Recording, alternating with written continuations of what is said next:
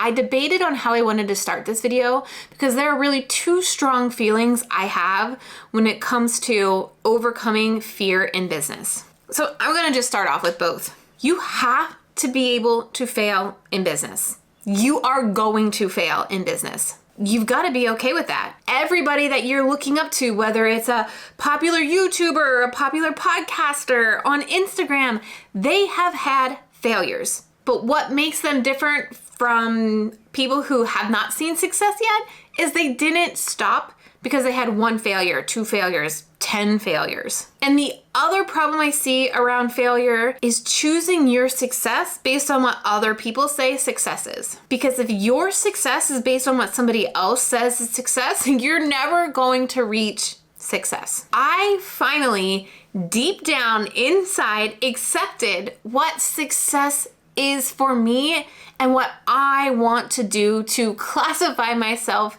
as successful. And I'm an Enneagram 3, so I'm always wanting to perform and do better. So to finally hit this mark in my business is a huge milestone because I kept failing in my business. And the reason I kept failing is because I didn't think about what I wanted to do in my business for me, not based on what I thought the outside world thought I needed to do. If you feel it's finally time to make a big step in your business, you're not alone. I mentioned in last week's video about course creators and online coaches that are feeling this way right now as well. And if you clicked on this video because you're like, oh, I really feel deep down that I've got to make this change, but you're scared, you've been building your business for a while, and you're wondering, what happens if I change? What if it all falls down? What if I don't make any more money? What if I can't make the change? I'm really comfortable with where I'm at right now. I'm not necessarily happy, but to me, it feels easy, but you just aren't happy. And it's time to step into that fear of unknown and make the change. I've got some things for you in this video. I'm gonna share with you the exact steps that I took to overcome that fear, to make some big decisions in my business that included having to let people go, archiving my most popular course, and completely change the value ladder I have spent the last 3 years building. All for my mental health and what is truly going to make me happy. So the first step in overcoming this fear of making change in your business, you can't compare what you have to what other people have. And I learned this lesson, unfortunately, way too late in my business. Constantly chasing ideas and strategies and never really sticking with one because I thought, oh, they're doing that, that's what works. They're doing that, that's what works. Oh, I gotta do that, that's working. Because we don't really understand what is going on in their business. They could be showing us the Instagram version of their business. And I realized being in a mastermind that a lot of the times people's businesses behind the scenes are just as jacked up as the rest of us.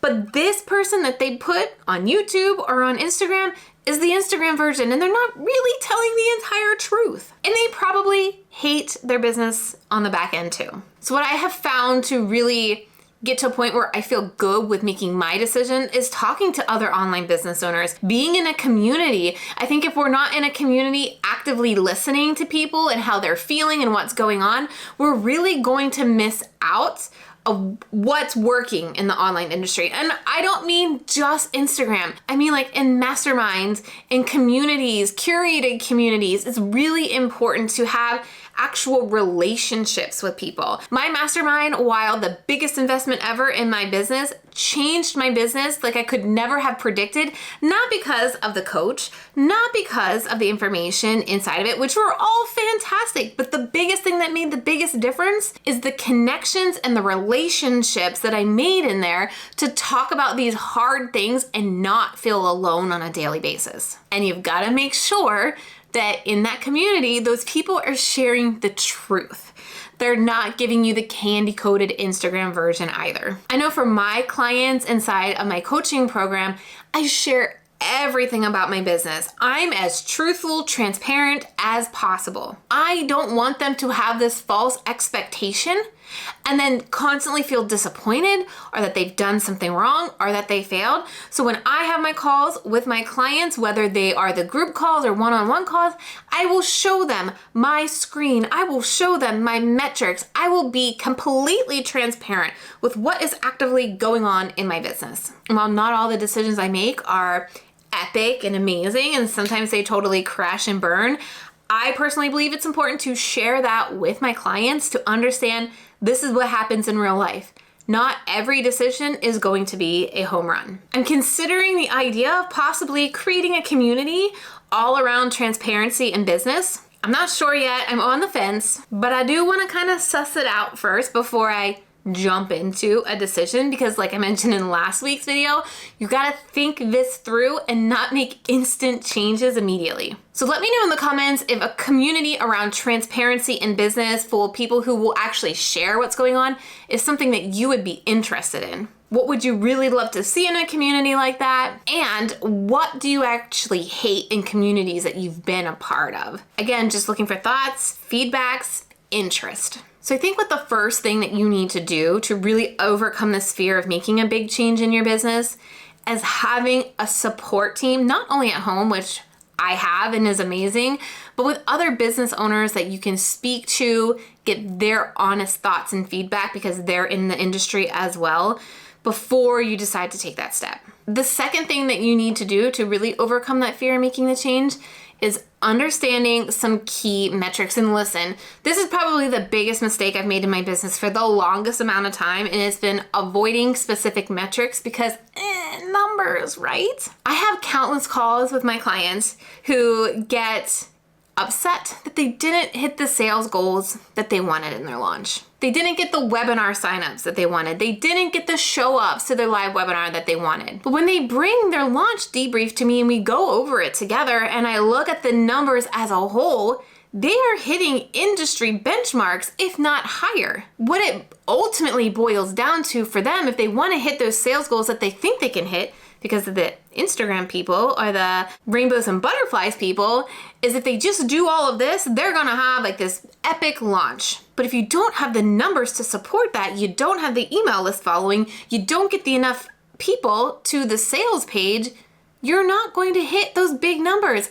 But you may be hitting industry standard numbers, which means your launch did great and you can redo it again. Nothing is broke.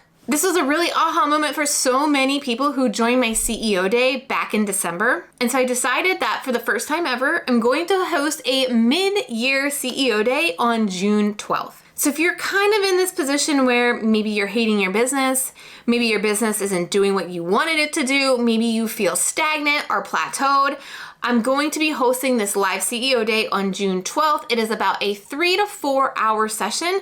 Not only am I going to be walking you through certain exercises to figure out specific numbers to see what is and isn't working in your business, we're also going to be interactively working on building out the next 6 months of the year. We're also going to go through exercises and deciding what to actually work on based on all of your ideas, going through a priority exercise. What is going to be number one priority with all the ideas that you have, and start mapping that out into your plan. If this is something that you want to commit to get a better game plan in place for the rest of 2024, head to trenalittle.com/CEO to grab a free seat. The third thing you need to do when it comes to overcoming the fear of failure in your business is making a plan and deciding how you're going to measure its success or how you're going to evaluate your next steps. I personally love planning in 90-day chunks because it gives me time enough to commit to testing something and getting enough data to see if it's actually working than say like a month.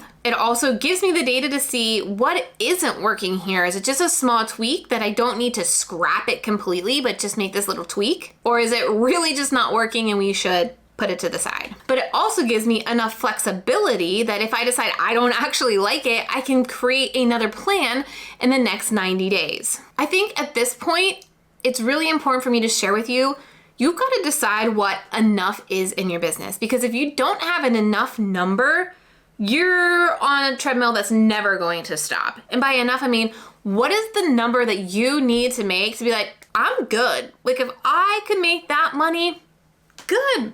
I love it. I don't know about you, but I've been personally traumatized by the 7-figure number and the number of entrepreneurs that kind of tout 7 figures is the goal and the measure of success, and now even more, 8 figures. I felt that if I didn't have a plan that was getting me to that 7-figure or to that 8-figure, I was doing something wrong and that I was a total failure. So it took a long time for me to truly understand what I wanted as a business owner, not what I was being told I wanted. So it constantly made me in this state of anxiety and stress that if I wasn't achieving that number or I wasn't reaching for that number, my business was worth nothing. But when I took a step back and I realized, what do I actually need in my business to enjoy life?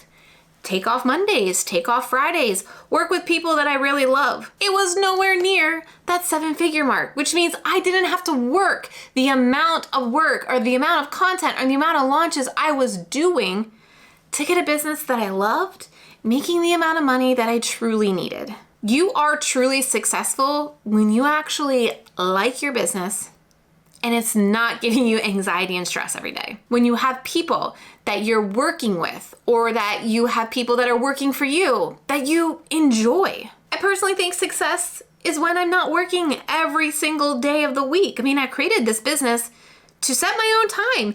And if I'm just handcuffed to my desk in my own business, just like I was in corporate world, what was the point? I would actually love to hear how you are defining success in your business. Let me know in the comments, because I think this is going to be a great exercise for you to really think about that. Really think about what success is for you in your business so that you're not letting the chirps of other gurus tell you what success is. Maybe it's a monthly income goal. Maybe it's a yearly income goal. Maybe it's the amount of time off you want to take. Maybe it's the amount of days that you want to take off every single week. Let's redefine what success looks like in this online business space and share what your success is. I'm going to be sharing a more detailed look into things that I tried this year, things that worked, things that didn't, during my CEO day, as I share how I'm planning out my year based on failures and successes already in 2024. So if you want basically a look right into my business books, make sure you join me on June 12th for CEO Day at trenalittle.com/CEO. And if you want to look into some more transparency that I've shared here on my channel, in April, I did a whole series on transparency in my business. I will link to that playlist on your screen right now where I basically share all my thoughts and don't hold anything back. So I hope you enjoy that.